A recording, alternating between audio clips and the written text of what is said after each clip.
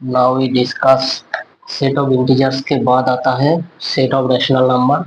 Rational numbers. This is of the form p by q where q not equal to 0 and this pq belongs to z, and there is a irrational set of irrational, the numbers which are not rationals. So this contains that numbers which not in the form p by q, so like root 2, root 3. So you cannot write this number p by q where pq belongs to z minus 0. And then आता है set of real numbers. So this contains whole real numbers, points on whole real number 0, 1, and in between these 2 points, each and every point on this line contains in this set.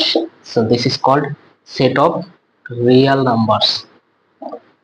And then आता है set of complex numbers that is in the form a plus ib where ab belongs to r and I equal to root over minus 1. So solve that. So this is set of complex numbers. Set of complex numbers. So you can copy from here. So thank you very much. If you like it, please subscribe my channel and share with your friends. Thank you very much.